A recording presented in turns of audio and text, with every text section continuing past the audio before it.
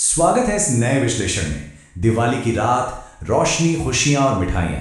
ऐसा लगा था ना कि सब कुछ बिल्कुल सुरक्षित है, लेकिन सच कहूं तो वो सुरक्षा महज एक धोखा थी। जश्न तो खत्म हो गया, पर रवि के लिए एक ऐसा रोंगटे खड़े कर देने वाला सफर बस शुरू ही हुआ था, जिसकी कल्पना भी डरा देती है। तो चलिए गहराई में उतरते हैं और इस धोखे के पर्दे को हटाते हैं। उस रात के बाद रवि में एक बेहद अजीब और सच कहूं तो काफी परेशान करने वाला मनोवैज्ञानिक बदलाव आया। जो बात सबसे ज्यादा झकझोरने वाली थी वो ये कि उसे अचानक से अंधेरा पसंद आने लगा। जरा सोचिए, एक इंसान जो अभी अभी रोशनी के सबसे बड़े त्योहार से लौटा हो, उसका इस तरह अंधेरे से प्यार करने लगना किसी भयानक खतरे की घंटी नहीं तो और क्या है। और ये सिर्फ मन का वहम नहीं था, इसका असर उसके शरीर पर भी साफ दिखने लगा। ये सफर है एक इंसान के अपने ही शरीर और मन से नियंत्रण खोने का, जो सच में डरावना है। पहली सुबह देखिए, उसकी आंखों के नीचे गहरे काले घेरे नजर आते हैं। दूसरे दिन तक आते आते उसका चेहरा किसी गंभीर बीमार इंसान की तरह एकदम पीला पड़ जाता है।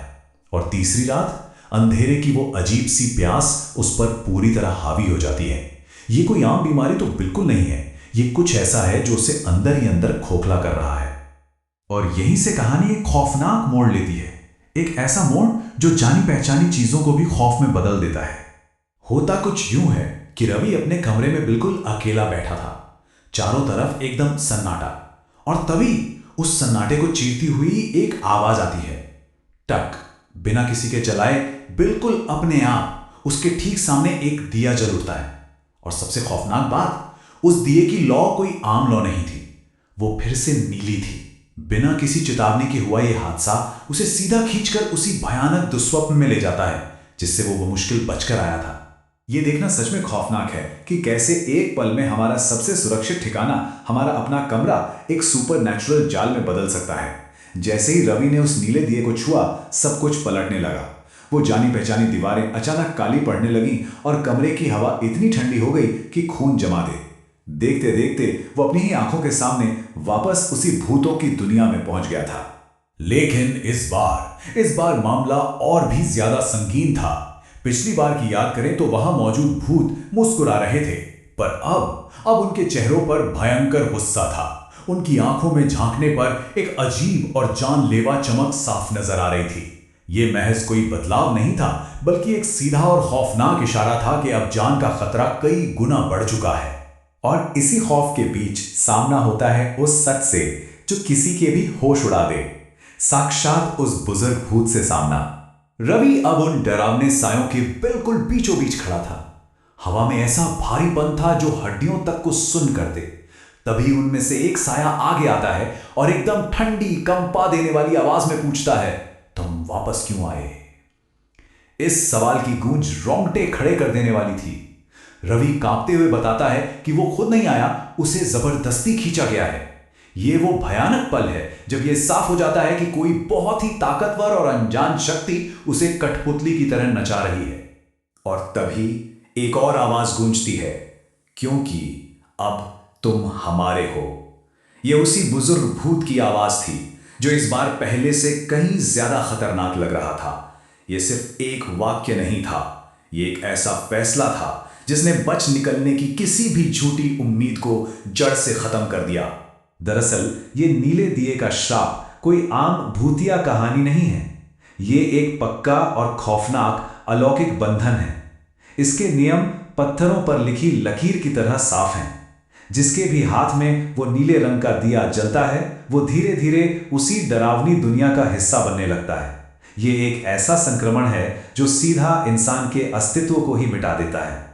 और ये बात बिल्कुल साफ कर देती है कि कैसे वो अलौकिक शक्ति रवि के शरीर को उसकी मर्जी के बिना पूरी तरह बदल रही है। शाप के लक्षण अब छुपाए नहीं छुप रहे थे। उसके हाथ पर बना वो नीला निशान तेजी से चमकने लगा था। उसे अपने ही अंदर एक अजीब सी अनजानी ताकत महसूस होने लगी और उसकी आंखें वो भी कुछ पलों के लिए उसी भयानक नीले रंग में चमक उठती हैं। वो घबराकर चीखता है कि उसे ऐसा नहीं बनना है, लेकिन क्या अब बहुत देर हो चुकी है? अब यहां से बचने की एक छोटी सी उम्मीद नजर तो आती है, लेकिन वो एक बहुत ही जानलेवा शर्त के साथ जुड़ी है। जब रवि ने खौफजदा होकर बचने का रास्ता पूछा, तो जो जवाब मिला वो किसी राहत से ज्यादा एक नई और भयंकर मुसीबत थी। इसे ध्यान से सुनिएगा। पहला कदम, अगली अमावस्या की रात का इंतजार करना। दूसरा कदम, उस भूतों की दुनिया के सबसे अंधेरे, सबसे खतरनाक कोने तक पहुंचना। और तीसरा कदम, वहां जाकर उस पहले दिए को बुझाना। ये शर्तें इतनी सटीक और खतरनाक हैं कि इन्हें पूरा करना लगभग नामुमकिन सा लगता है। और अगर इस मिशन में जरा सी भी चूक हुई तो अंजाम क्या होगा? भूत की भारी आवाज में दी गई चेतावनी एकदम साफ थी। अगर वो इस काम में नाकाम रहा तो वो हमेशा के लिए, जी हां, अनंत काल तक उसी भूतों की दुनिया में कैद होकर रह जाएगा। वहां से कभी कोई वापसी नहीं होगी। और इसी के साथ ये जाल पूरी तरह से कसने लगता है। आंखें ऐसी सच्चाई में खुलती हैं जो पूरी तरह से उस खौफनाक साए में जकड़ी हुई है। अचानक पलक झपकते ही रवि वापस अपने कमरे में आ जाता है। लेकिन अब ये वो सुरक्षित कमरा नहीं रहा। असल दुनिया में भी अब उस अलौकिक शक्ति का खौफनाक संक्रमण पूरी तरह फैल चुका है। अब उसके कमरे में एक नहीं बल्कि ऐसे कई छोटे छोटे नीले दिए जल रहे हैं और उन सभी दियों से एक साथ एक ही रोंगटे खड़े कर देने वाली फुसफुसाहट आ रही है, वापस आओ। यह एक ऐसा आदेश है जो लगातार उसका पीछा कर रहा है। वो चारों तरफ से पूरी तरह घिर चुका है। तो यहां सबसे अहम बात यह है कि समय अब रेत की तरह हाथों से फिसलता जा रहा है। वर्तमान में रवि अपनी खिड़की के पास बिल्कुल असहाय खड़ा है। कुछ ही घंटों बाद उसके हाथ पर वो खौफनाक नीला निशान और भी बड़ा हो जाएगा।